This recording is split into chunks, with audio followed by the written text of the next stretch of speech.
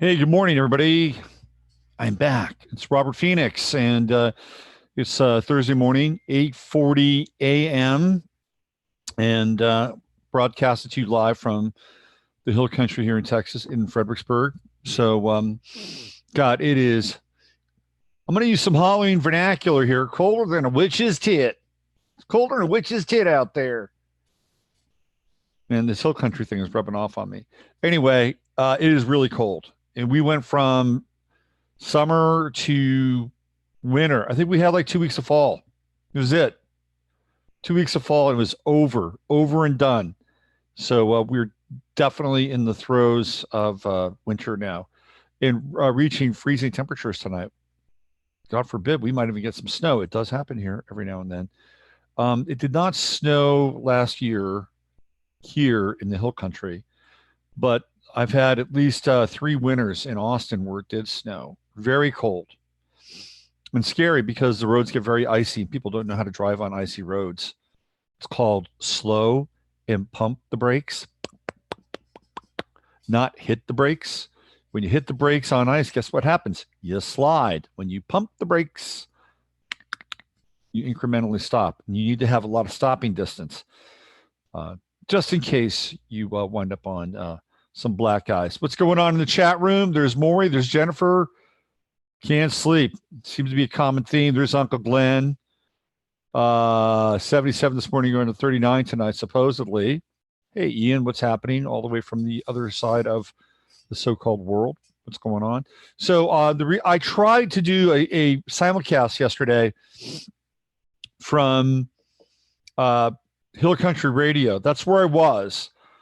And was at Hill Country Radio because we are in the midst of it's like it's an all-out battle between us and the dentist here. It's really pretty interesting to watch and to see how just right down the line people are separating out from pro-fluoride and anti-fluoride.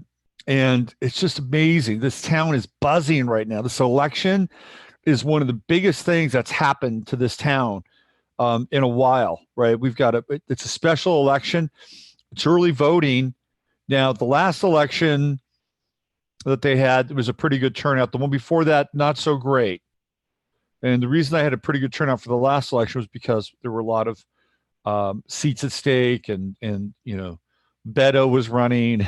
There were a lot of people that wanted to make sure that they didn't get in bed with Beto. Anyway, usually the number here for an election, like an off-season election, is right around about 1,000 people. Well, in early voting, they've already had 1,300 people. So there are a lot of people that are impassioned and want to get the vote out on the fluoride side of things. I don't know how this is going to go. My sense is that we have a good shot at winning. If we do, it's going to be really close.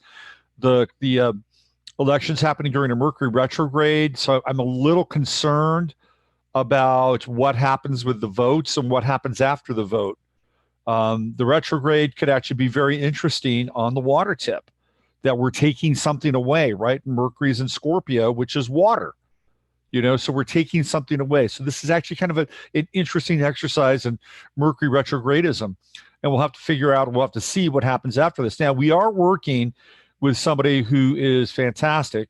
Her name is Dr. Laura Presley, and she's just a sage veteran when it comes to elections and making sure that elections actually go off in a way that they're supposed to go off.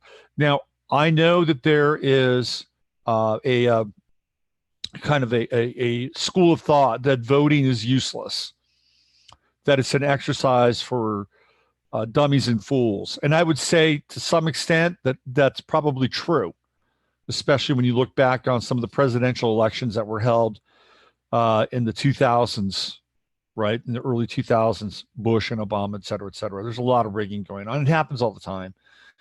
And it is still a mechanism that is available to us and can be something that can be of a benefit to the community. And why do I say this?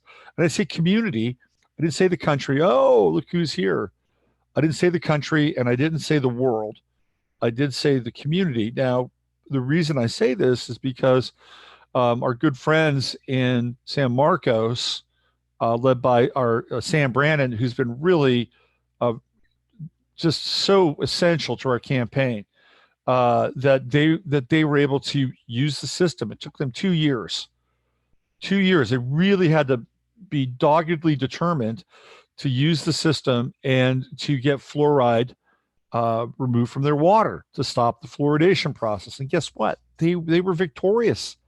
They won, and they used the system in order to affect a change. I'm not saying it happens or works all the time, but that's why the so-called Democrats go door to door in California, wanting, willing, and able to take care of your vote and deliver your vote. So, so the system at a local level can work. The voting system at a local level can work. Now, what Laura Presley does is that she sends out a group of people who go to the precincts and they go to the precinct and count the ballots. They're basically ballot watchers. And this is a service that she provides. And we're going to have 4 ballot watchers that are going to be at the major precinct where all the votes are collected and tabulated. And by law, you can do that. So this is how, look, it's a pain in the fucking ass. But at a local level, if you want to affect change, you've got to stay on top of the process, because we abdicated the process. That's what happened. We abdicated the process and we got out of the way. And I was at fault for many years, because I just felt like the political process, and to a large extent, again, it still is. I'm not here to be a rah-rah for the political process. I'm not, because it is venal, it is corrupt, and I think it is basically run by planetary gangs at a high level. But at a local level, there is the ability to have some kind of impact and change.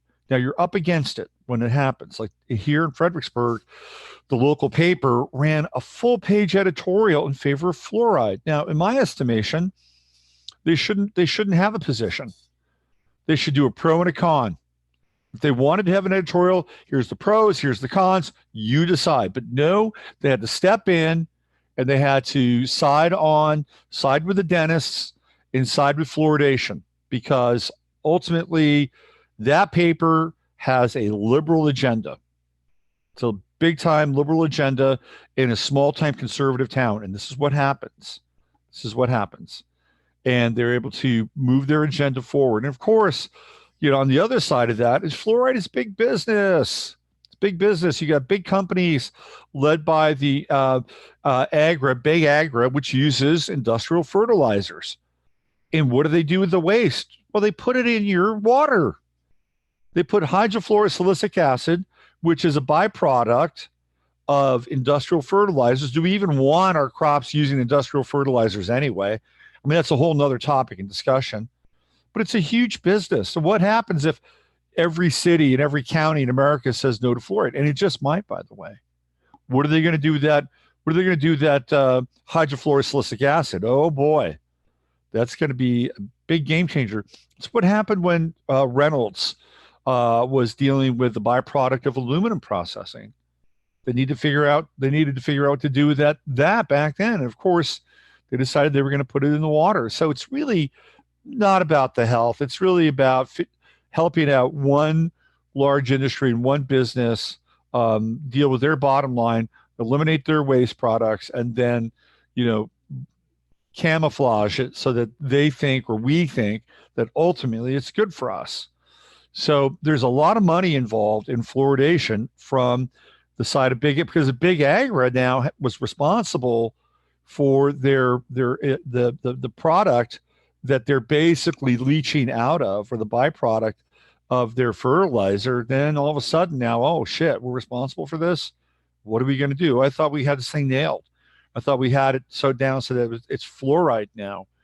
Well, that's really not the case. Anyway, we're facing a significant amount of resistance, and it's actually really good, because it shows that we're getting people's attention. Now, Jeanette, I'll show you some pictures from yesterday. I took 2 pictures from yesterday, and they was down at Hill Country Radio, which is a really interesting thing. I'll talk a little bit more about that too.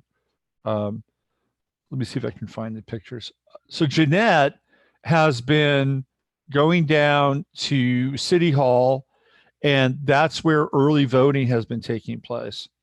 And in the state of Texas, we are allowed to electioneer, meaning that within 100 feet of the polling place where you're able to actually vote, you can sit there, stand there, you can talk to people, you can address them about the issues, the election, the ballot, all that stuff. You can do it. And she's been harassed. Let me show you a little picture of Jeanette. And this is from yesterday. So it's a little tiny tin shack here, just outside of Kerrville. And this is Harley Blue. You can see that he goes to work with his name on his name tag, name on his shirt, Harley. And he's got a morning show. He's actually very smart, very funny, and he's sort of the conscience and the voice of the Hill Country. And behind him is Matt Long, and Matt is the head of the Tea Party here. And here's Jeanette, and Jeanette connected with Matt and the Tea Party because they were the first group to hear and support our platform around anti-fluoride, which has to do with uninformed consent. So Matt, who has some, his beliefs are they're not totally aligned with ours, but he, like any really good theoretical, free thinker or constitutionalist, he's willing to have the opposing point of view, or he's willing to entertain ideas and that may be contrary to his, and to listen through them. And to Matt's credit, he had us on the show yesterday. So anyway, this is there's Jeanette, and then I've got one more photo, and this is some of you have seen this on Facebook because I put this up on Facebook yesterday. And then this is one with all three of us together. So there I am. I'm in the center. And there's Jeanette, and there's Harley. And this is it right here. This is where it all takes place. Pretty fancy schmancy, huh? Pretty fancy schmancy. 3 microphones and about 7 square, maybe about 8 or 9 square feet there in this little tin shack that is connected to this house where they have about 3 other radio stations right here in the heart of the Hill Country. So that's where I was yesterday. I tried my best to do a simulcast, but I could not get on their live streaming. So it is what it is, right? And I'm here now. But it's a very interesting process, and we are rattling some cages and hoping and praying that we can get this, to get the fluoride out of our water. And that's just really the first step. If we can then tackle things like the chlorine that's in the water and try to find a different way, whether it's through saline or through UV light, both of which have been found to be quite effective for removing pathogens from the water, then we're getting closer to having better water. It's our most precious resource. And with the true note in cancer right now, it is prime. It's a prime time for water. It's a prime time for local water. And also, I hope that we can, I really hope that we win so that we can show other people in small communities that you can do this, that you can make a change within your local vicinity. Now, from an astrological perspective, the true node is moving into Gemini. And one of the things that Gemini does represent is it represents the world around you. The third house is locality. It's your city, your townie, and your county. Pretty much about it. So with the true node in Gemini, that's where the action is going to be. And that's where you can affect change. On the other side of that, we got the south node in Sagittarius, which is the world and the big picture, right? And in a lot of ways, that is where the energy is being moved away from, right? So look around, what's happening in your own backyard. That's where the focal point of the energy is going to be. And that starts at the end of March next year and goes on for roughly 18 months, a year and a half. So March to March, that's going to be essentially September, right around September of 2021. That's the energy of change. Using your mind, using communication, using things like social media, and I hope that that we win. It's gonna my sense is gonna be really close. I hope that we win, and it also shows other communities that you can get the fluoride out of the water. We are hitting some resistance in a typical kind of just a pre-Mercury retrograde moment. We had a donation, a sizable donation that was sent to our GoFundMe page, returned to the sender. No explanation. Now, we've been using GoFundMe for over a year now. We started our GoFundMe page, I believe, in September of 20 or October of 2018. So we're really at that year cusp. And we started off with a goal of 20K. We got up to 8K, which is good. And we've used every single cent of it. I think we were down to like $400. Every single cent has gone to full page ads. It's gone to signage. So we actually have a PAC, which means that we've got to report all of our expenses to the state of Texas. We're legal. We have all that stuff in place. It's not like we were just some kind of fly by night, run of the mill organization that was using GoFundMe to, I don't know, funnel meth money or something. We've got a history there on GoFundMe. We have a GoFundMe page. We have a Facebook page. We have a website. And all it would take GoFundMe to do is to probably take about, I don't know, 2.5, 3 minutes to look at our links and to see that we're legit. And I sent them an email. I said, well, why was this returned to sender? Oh, well, we have a very small staff and very small crew. Are you kidding me? You have a small staff and a small crew. And this is one of the things that a lot of the online businesses do, is that they'll cry poor. They will cry poor. And when they cry poor, they're saying, oh, well, you got to contact us by email. We don't have the staff to handle your queries, which is bullshit. I mean, I think at some point they'd probably get overload. Anyway, so I get this email from them asking me, well, what are you doing? What's the nature of your GoFundMe? How are you promoting it? Are you kidding me? Been doing this for a year. We've got links to Facebook. We've got links to our website, and you're asking me these questions? You're playing dumb? Now, apparently GoFundMe is receiving money from, guess what? They're getting money from Big Pharma to deplatform people that are anti-vaccine people. That's what they're doing. They're defunding them. They're deplatforming them because Big Pharma has a deep, deep investment in vaccines. They want everybody to be vaccinated, not just your kids, everybody, and have it tied to some kind of universal social income. You know the game. You know where that's going. Anyway, they've been outed. And we've used them, and it's been great. But, the curtain is closing, obviously. And I still haven't heard back from them, by the way. So that's where we are. That's what's going on with the election. We are in the stretch drive. We had 2 full-page ads in the paper. Some of you may know Joan. Joan printed a letter, sent a letter to the editor. And, of course, the paper didn't print it, saying that Joan is not a resident of Fredericksburg.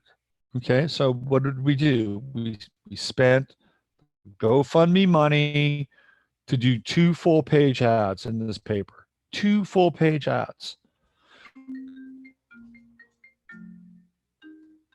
2 full-page ads. Hold on one second.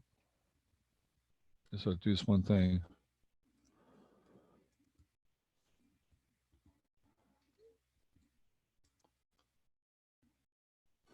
Okay, so 2 full-page ads, and they're great ads.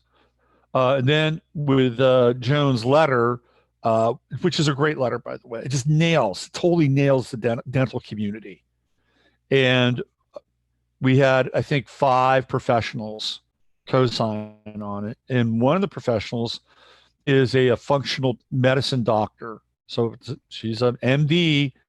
She doesn't use insurance. So you got to go through and do all the stuff you got to pay out of your pocket, because her practice is, outside the lines of the AMA. She has a license. She's a certified medical doctor. And the dentist, man, did they want her? They wanted her. Why did they want her? Because she is alternative. And they were thinking, if we can get her and that alternative credibility, it'll seal our deal. Because they'll have, all the allopathic practitioners. I'm sorry, I'm being a little rude there, but it's true. So anyway, they couldn't get her. She's like, oh no, no thanks. And meanwhile, she sent out a number of emails to her clients talking about the dangers of fluoridated water. And so this is great, right? Things matter. It's so easy to get caught up in kind of this nihilistic mindset. And trust me, I struggle with it from time to time. It's not like I have an epidemic problem, but being able to shift our perspective and being able to shift our mindset is critical to where we are in this point in time. This is one of the things that the Christians are, I think, pretty good at, is that they're able to shift their mindset, and they're able to shift it by their faith, and by some other mechanism, whether it's their relationship with the Holy Ghost or whatever. But they're able to get out of a certain mindset. They're able to get out of this kind of cul-de-sac of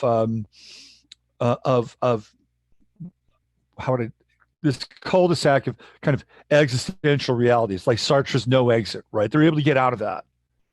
They're able to elevate themselves, say, well, there's always hope and chance and faith, and I have faith and trust in this higher order, this higher power that knows best and better than what I know. And I'm sure that there's some kind of feedback loop where they've seen that, or else they probably chuck it. And some people do chuck it, by the way. And that's an okay thing to do. Sometimes you got to chuck things in order to kind of rediscover them in a different kind of way. And what happened with the whole New Age movement, which was kind of this Christian placebo in some ways, and not to say that there aren't some good things that came out of the New Age movement. I believe there are. I think the power of intention is really essential. Like your intention has to be in the right direction. Even Dave Ramsey, this guy who works with people every single day about their credit and their money, he uses the word intentional at least 3 to 4 times over the course of his broadcast. And at the end of his broadcast, he talks about the Prince of Peace and, clearly stating and showing people that he's a Christian. But he talks about intentionality. And in a lot of ways, that comes out of the New Age movement. We understand that intention is really important. If you have no intention, if you have no intentionality, then how are you going to align with something? You're kind of adrift in a sea of possibility. And sometimes that's okay. But the intentionality piece is really important. And what's happened to us is many of us have been so demoralized and so, used to being consigned to the favelas of our minds, the ghettos of our consciousness, that it's easy for us to kind of just stay there and regurgitate the patterns that have been so ingrained in who we are. And so in that area, I think we've got to cut ourselves some slack. There was this movie that that I was like kind of fixated on when I was a kid. It's called Bless the Beasts and the Children. And that song, Bless the Beasts and the Children. It actually comes from that movie. And it was not a major box office success, but it was one of those movies that when you're a kid and you're just watching, I'm an only child. So I was always, looking to my brother, my synthetic sibling, also known as television, entertain me. So I would try to I'd watch movies. So there's this movie, Bless the Beast and the Children. What is this thing about? And the story is about a bunch of misfits, teens. So I'm relating to them already at a summer camp, and they're misfits, and I was kind of a misfit. So now I'm double relating to them, and they find out that there's going to be a shoot of buffalo that have been cordoned off, and they do this to allow these hunters to shoot the buffalo. Right, and they used to do this back in the 70s. So these kids find out about it, and then they hijack a bus from their campground, and they're going to go and they're going to let these buffalo out to free the buffalo. That's their goal. And of course, along the way, all these kids go through their trips and their trauma. You get to find out about them. It's actually a pretty good movie from that time in that era. And they get to where the buffalo don't roam, and they get there pre-dawn before the shooters show up, and they open the gate, and the buffalo just stand there, and they try to move them, they try to get them out, and they won't budge, they won't move. And then guess what? The shooters come, and then they actually film this event. It's a real event, okay? So at that point, the movie becomes documentary, and the kids have to sit there and watch the slaughter of the buffalo. Man, it's heavy. It's a heavy, heavy, heavy ending to this movie.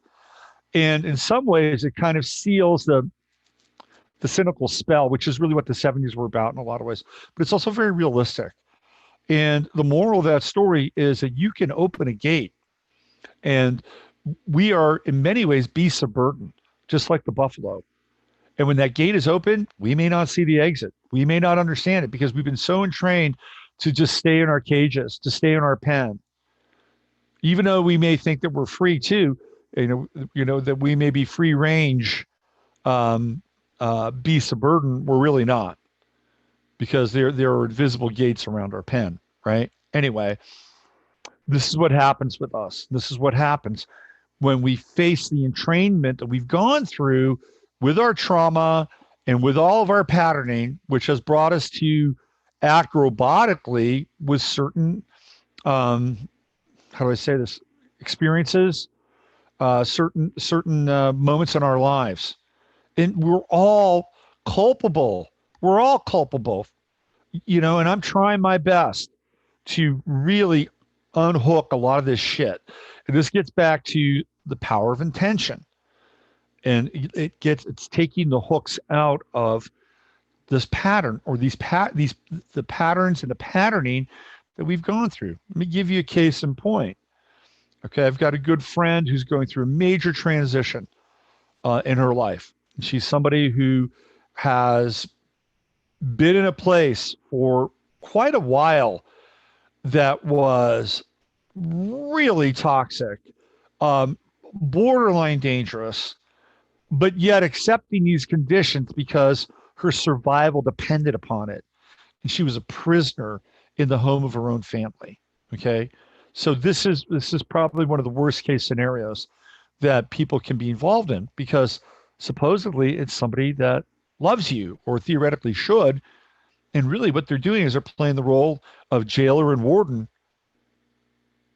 in your own home, and treating you with the same kind of disdain, institutional disdain, and even worse because they're a family member. And the only reason that this person got out of their situation was because their family member got violent on them. And that was finally the last straw. So they had to leave. They had to get out with not a whole lot in their pocket. And eventually they wound up in a new place, and they're resetting their life, right? This person's resetting life. But along the way, guess what she gets to run into? She gets to run into the resistance. She gets to run into the program of the mindset, which says, I'm not worthy, or I can't get through this. And we all are going through it. And especially with the Mercury retrograde, that's what this Mercury retrograde is about. It's in Scorpio. Scorpio is a fixed sign.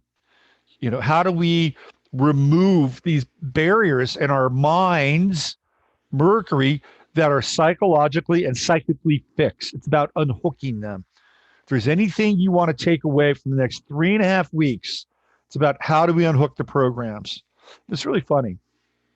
I had a guy who wanted a reading from me, and I've been super busy, been just trying to get my get back on my groove since I got back from um, Philadelphia, Pennsylvania, and then before that we had the event. Now I'm in the election cycle, and I'm throwing everything I can at the election, so I've got a lot going on.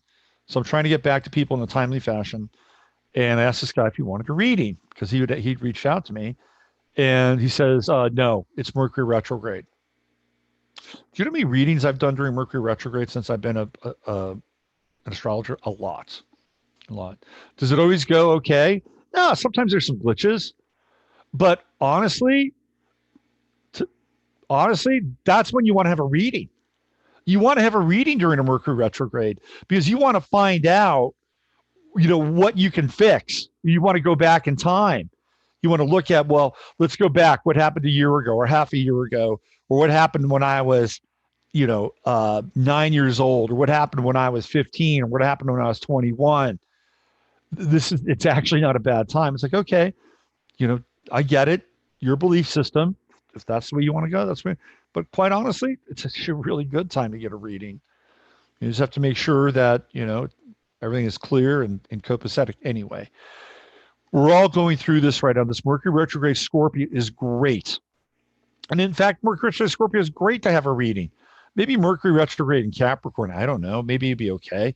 You can look at your finances, your achievement, your goals, time, your father, bosses. But this is really a good one because we get to look at where we are bound. Remember, Scorpio is the underworld. So this Mercury retrograde takes us into the underworld of our consciousness, our deeper patterning, where we get to face the ghosts and the demons that live in the underworld of our consciousness and our psyche. We get to face them, and we get to stare them right in the eyes and say, okay, this is the way it was. You are not something or somebody that I want to have around anymore. So I'm going to banish you. I'm going to banish you to another dimension, another realm, and I'm going to replace this mode of thinking with a different kind of thought. This is how the game works. Cannot be done solely with rational context, although rational context will help you with your intentionality. The other part of all this is that you got to know that you are connected to something bigger and greater than who you are, because that is going to be the amplification. That's going to be the power that's going to link up with your intentionality. Sometimes I kind of veer into, God and Christianity. And it's a real trigger point for a lot of people. It was a real trigger point in the chat on Sunday night. And one of the things I just want to implore that in the chat, and I kind of leave it alone most of the time, and because you guys are adults and you can figure it out. And it can be a place where, shit can get triggered and you can talk about it. Like, the chat really theoretically should be kind of a safe space. And what I mean by that is that you should be able to talk about what's bothering you or what's up for you, but do it in a way where you understand that you're impacting other people. And the one thing that we have to work through is being reflexive and reactive. And this is something that I'm constantly working on, right? Is to not be as reflexive and reactive. I'll give you two examples, really interesting examples coming from the world of sports. And I want to go back to the religious piece because it's really important. So I'm going to hit one topic and I'm going to go back to the other. Just follow me now. So I'm a sports guy. And I watch sports because I watch sports because we get insights into the human character and the human psyche. So 2 quarterbacks, one, Deshaun Watson, he's a Virgo, plays for the Houston Texans. He's actually a really interesting young man, has a great head on his shoulders. And then Baker Mayfield, who plays for the Cleveland Browns. And I like Baker. I like Baker because he's brash. He's got a chip on his shoulder. He is your consummate overachiever. And it's his chip on the shoulder that's got him to where he is. But now the chip on the shoulder has become a boulder, and it's really cranking him down. So, two separate events, press conferences. Deshaun Watson has just lost a game, and the press is there to needle the players. Well, why didn't you do this? And Deshaun Watson almost laid into this guy, and he took a breath, and he said, "Here, let me break it down for you." And he broke down a play, and he broke down everything he had to do during that play. He broke down the coverage, the roles, everything. And in that moment, he was a teacher. Deshaun Watson became a teacher. And what he did is he illustrated to the reporter, this is why I didn't do what you thought I should do. And you're a reporter, and your question may be good, but you're not on the field. And let me describe everything that was happening in that moment. The reporter had no follow-up question. And Deshaun Watson wound up looking really elevated in that moment because he's a teacher. Baker Mayfield is not a teacher. Baker Mayfield is a sniper. He's a warrior. That's what he is. So Baker Mayfield was asked a similar question, but very different because the guy that asked him the question has an issue with him. They've got a feud now in Cleveland. Of course, Baker makes feuds. Anyway, he loves the feuds, loves the beefs. Baker said it was a stupid question after about 45 minutes of Q&A, and he got up and left. He says, I'm out of here. And so everybody's deriding Baker Mayfield. Now, Baker is not the kind of guy that Deshaun Watson is. Baker's an Aries, shoots from the hip. Deshaun Watson was a Virgo. So use that moment as an analytical opening to show this guy what was going on. Neither of them are really right or wrong. It's part of their model. People have to understand Baker is an Aries. He's not going to take the time, and he's not going to apologize. It's not who he is. He's got his own series of lessons around it. But the reason I bring it up is because maybe Baker was a little reflexive, right? He was a little reflexive. And maybe he could have learned a little bit from the Deshaun Watson moment, and maybe he will. Now, the big question is Willie, right? Because he is an Aries. Anyway, let me go back to just we have to watch out for our reflexivity and our reactionary moments, both with other people and with us. It's like, when you go to full tilt, you got to step back from full tilt. You got to step back from full tilt and just kind of walk yourself through. Get away from the moment. Get up, walk around, do something, break the spell. It's something we have to work with. So getting back to the quote unquote religious thing or the Christian thing, we are nothing. We are nothing without this cosmic force that influences us on a personal and on a planetary and on a galactic level. We're nothing without it. Trust me. I've been there. I've been in places without the light, and it is not a pretty place. It is not. I've been to places where we are not being protected or guided, and you're out on your own, and you're in that no exit cul-de-sac that Sartre talks about. And when you know the difference, you want to get back to the other. Trust me on this, okay? And there are blueprints and there are models that are available. And I talk about Jesus, Sananda, Emmanuel, Yeshua. I talk because this is the model, right? This is the model. The model is if you do these things and practice these things, guess what? You will not only transform, but you'll transcend your conditions.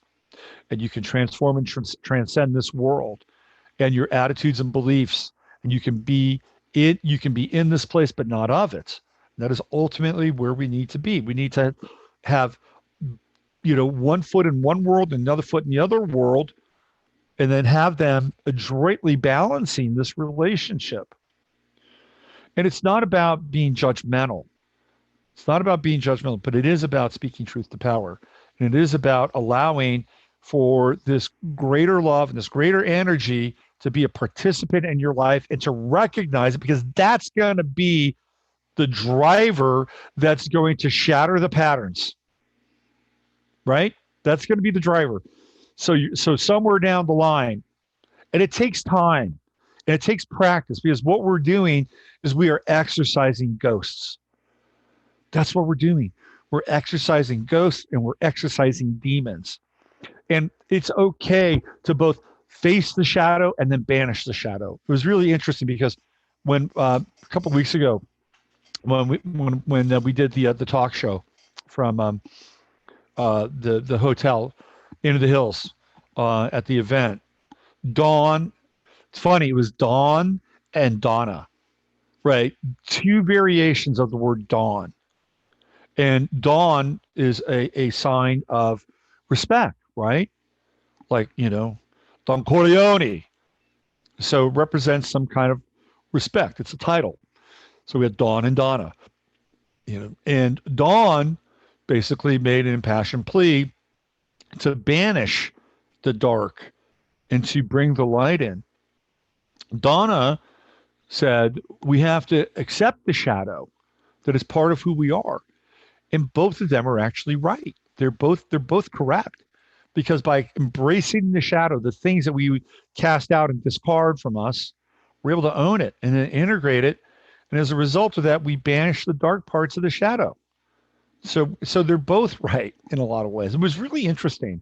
Now that I think about it, there was Dawn and Donna, these two variations of the word, and that's where we are. And so the banishing of the bad memory, the bad pattern, or the bad history, it's there. That's the only thing we need to do in order to change, is to work with that stuff so that we're not a prisoner of our past, that we're not a prisoner being held by the things that we've done. Now, sometimes it takes work in order to get there. It takes a lot of work, and it takes a lot of consciousness, and it takes a lot of awareness. This is where the work comes into play. And if you're willing to do it, then guess what happens? You change the pattern, you change the patterning, and then you get on top of it. And then you start to get to a place where you are an effective agent of change in your life and in the lives of other people.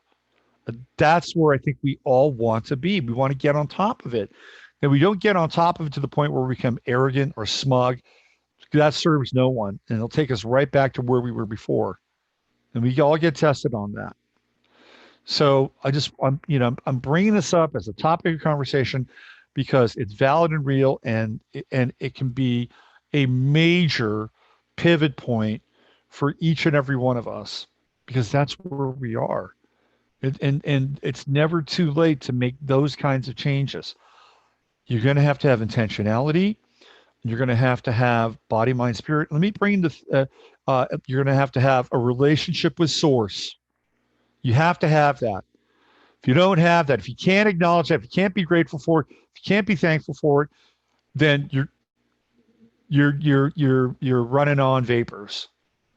It's going to be some kind of placebo, right? Or artificial simulacra of truth and love, right? It'll only get you so far. So you got to have that. And let me tell you the other component to all of this is you need support. You need support for change. If you don't have support, it's really, really difficult, really difficult.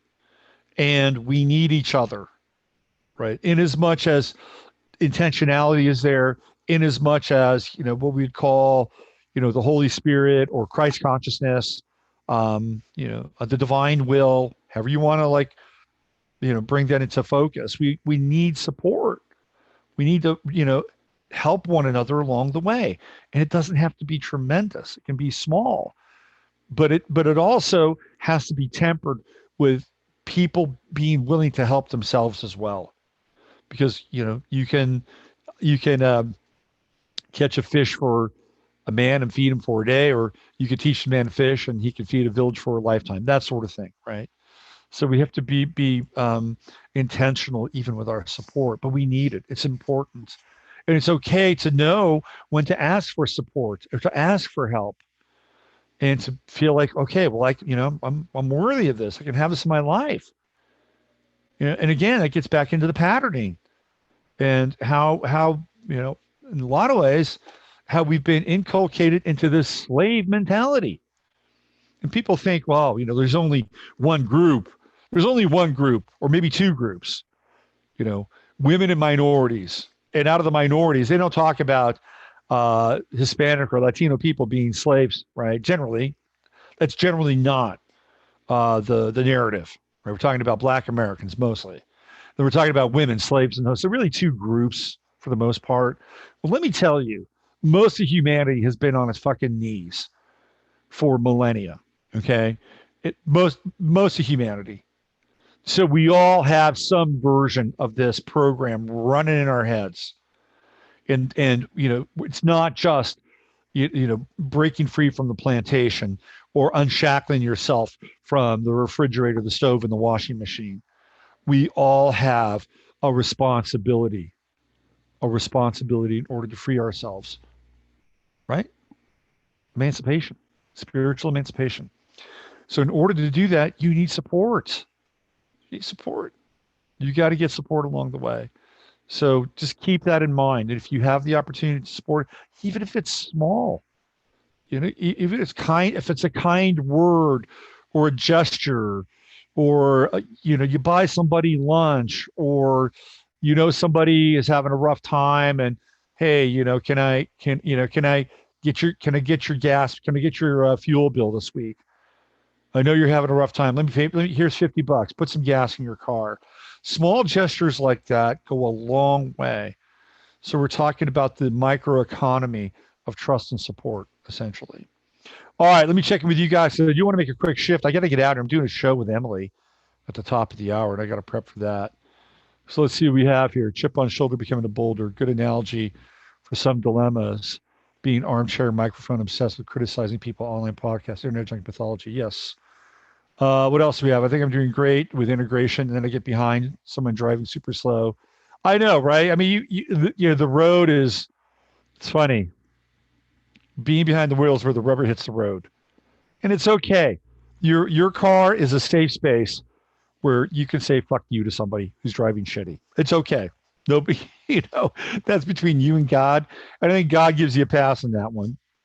That's my interpretation. So your car is a safe space. When you start firing projectiles from your car at said car in front of you, that's a bit of a different story. All right, what else do we have here?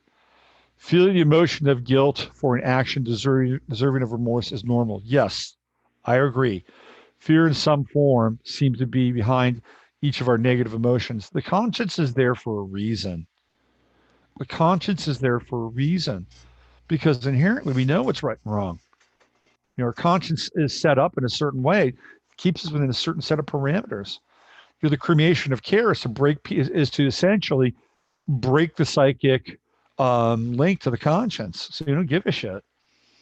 It's a really interesting paradox with the conscience, and not being dependent upon what other people think, but having a conscience at the same time.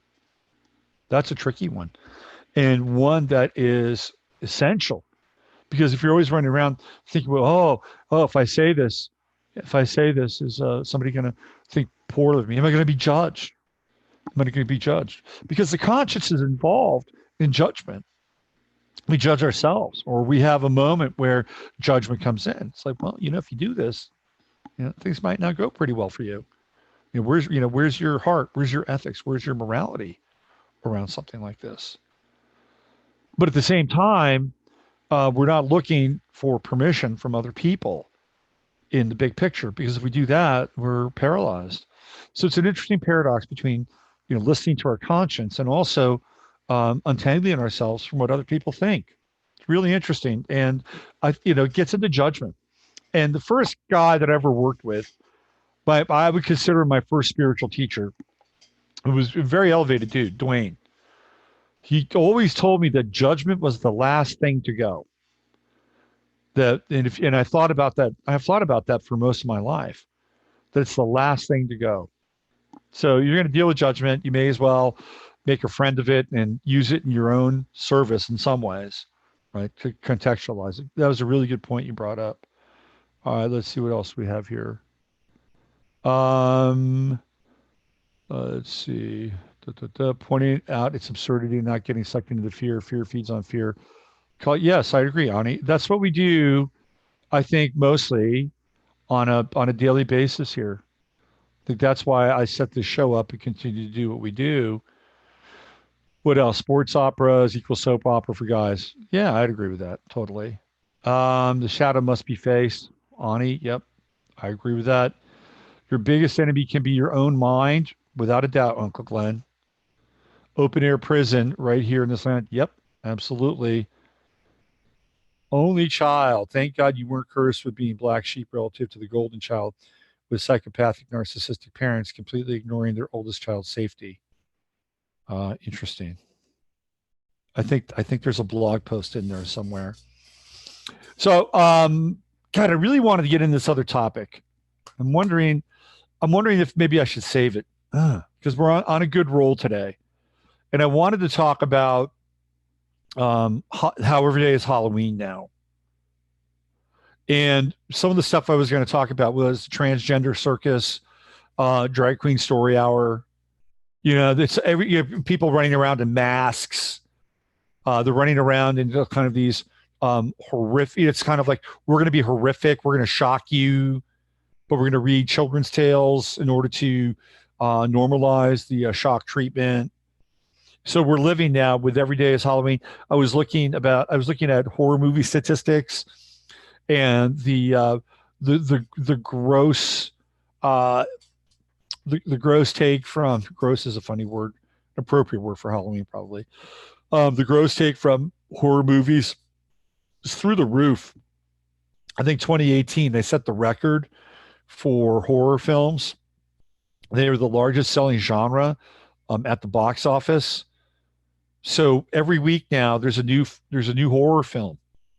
There's a new horror. So every day, every week, we've got horror movies, horror movie. It's on 24/7. And even on TV, and I talked about this, there's that TV series, what is it, Seventh Son or The Prodigal Son, where the guy's father is a serial killer who's in jail and he goes to him to help him solve crimes. Right. Every day is a horror movie now. And now we're being infiltrated and invaded by sort of the drag queen army, and they're going after our kids. And I'm just saying that they are. And now I just was just reading that the city of Austin is passing, and I talked about this before. The city of Austin is going to start to teach sodomy to kids between third and eighth grade. That's going to start to happen, and we're going to find out how successful they are because they said that you're going to be able to opt out. There's an opt out clause. We'll see how long that lasts. They started to do it in England, and guess what? There was a school in England. I think it might have been like a system in England. 80% of the parents opted out of sending their kids to school, so they had to drop their curriculum, opting out. So if you're a parent in Austin and you have a kid between third and eighth grade, and you object to them learning about sodomy, you should pull them out of school because there is an opt out. There's an opt out for those programs. You may want to think about kind of a larger opt out as well. Anyway, that was going to be the theme that every day is Halloween, and we're living now with sort of this horror show every single day. It's trick or treat every single day now, right? Trick or treat. And I was even going to get into sort of male athletes masquerading as females. That'll be another show because I'm tracking this. This is the whole kind of, and guess what? You're going to see transgender athletes at the Olympics in 2020. It's going to be a showcase for transgender athletes. And I was doing some research on this, and the buzz around transgender athletes, it's crazy. It's crazy. It's huge buzz. And I'm not talking about from people criticizing it and saying this is an unfair playing field. You go online and it's like they're revolutionizing sports. 5 myths about transgender athletes. So here comes the propaganda role. Here comes the marketing. It's all set, ready to go for people to accept that men will compete as women in women's sports. And women, if you have bought into third or fourth wave feminism, you have to shoulder some of the blame for this. I'm sorry to say, but you have to, because essentially what you've done is you've created a Frankenstein monster now, because you've been so lenient in some ways with the social, oh God, all the social touch points And now look what's happened. You're not even being valued as a woman in a competitive arena. It's like there's this weird psychic backlash. Oh, things are unfair. Things are unfair. We can't compete with men. We can't compete with men. Well, guess what? Now in sports, you're going to have to compete with men, and it's going to be even worse. Okay, so I'm just and again, you shouldn't feel guilty about it, but this is the beast that this mindset. And by the way, it's not just linked and chained to women. There are men that have promoted this mindset as well. So I want to be clear on that. There are men who consider themselves feminists. So they've helped create this beast of burden. It's on you. It's on you. And now it's up to you if you want to get back to kind of where the game was before. But in order to do that, you're going to have to understand what's going on. And in some ways, the role that you played in order to enable this. Just look it up. Look up all the favorable press. You'll find more favorable when you do a Google search than you'll find unfavorable. Trust me, I've done the research on it. But that was the theme of today's show, that everything that we're involved in now is Halloween every single day. From people wearing masks to, I mean, look at Antifa running around with masks on their heads, right? There's a new show on HBO called The Watchmen. And again, masks play a prevalent role in The Watchmen. So masks we associate with Halloween, the prevalence of the clown and the Joker, the masked man, superheroes donning costumes, the prevalence of superhero movies, Halloween. And now we have men purporting to be women and women purporting to be men, donning temporary masks, synthetic artifice that somehow convince themselves that they are indeed somebody or someone that they're not. So every day's become Halloween now. And that was kind of the genesis or the idea of today's show. And I kind of got it across without shooting you a lot of visuals and without maybe diluting the first kind of hour or so of the presentation of today's YouTube stream. In any case, you have within you your ability to take the mask off inside of yourself and to be able to live and deal with the raw naked truth. And the raw naked truth is you are really, really powerful. You're really powerful. We're powerful. We've been entrained and inculcated, and we've been reprimanded, reminded, and scolded that we are not that. And that is the absolute and utter biggest illusion that we're living with. And it's not some kind of grandiose and arrogant power that we are imbued with. We're imbued with a power that is tremendous, tremendous. And again, I just want to reference the 3 days that I spent with what was mostly total strangers, with the exception of a few people that I'd met or known or had kind of a working relationship with. And those 3 days showed me that we have incredible magic and power and love that run through each and every one of us like a current. And that to me was the greatest thing that I got out of that weekend. It was like, wow, this thing is real and it works. And this is the reflection of what I've been thinking of and feeling in my life, most of my life. So that's the power that runs through each and every one of you. And when we have it together, man, you can move mountains. You can experience miracles. And it doesn't mean that you don't do the work. You have to do the work so you can keep that current and that circuit clear. That's the work, to get there and to stay there. And once that channel is open, then you be a conduit for really great things. And then you can share and buddy up and power up and team up. And next thing you know, hopefully we got fluoride out of our water here. Fingers crossed. That's really what the message of today's show is, right? What's behind the mask? You're behind the mask. And what's behind you is something far greater than any kind of supernatural presentation. that we've been given. It pales in comparison. Pales in comparison. All right, let me get out of here and let me do a quick little check in with the chat room. Let's see. Maybe yet another inversion Sam Hain caused originally, so that the dark forces about the day would not recognize us. Interesting. The sun is rising after Uranus has already set the sixth house in shadow, but Uranus will turn above the horizon. But let's see. Shadow always be part of the light, physical realm, right? Excellent statement on the group. However, evil does get confused with the shadow because they're both dark. What else do we have? Absolutely. Once you experience, you know it's real.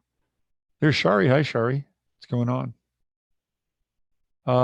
Let's see. The more lies one tells, the more mass are required. That is spot on, Ian. Spot on. Absolutely. Darkest hour is before the dawn. Let us hope so. 2020, man, it is on. It is totally on.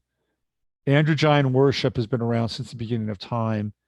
He's just dropped the curtain. We live in very evil times. All right, I'm out of here. Use your head to discern what's real, your heart to see what's possible. And I'll see you guys tomorrow with the Crimmies, right? I'll see you with the Crimmies. So take good care and take good care of yourselves. I'm out. I've already got one dislike. How about that? Bye for now.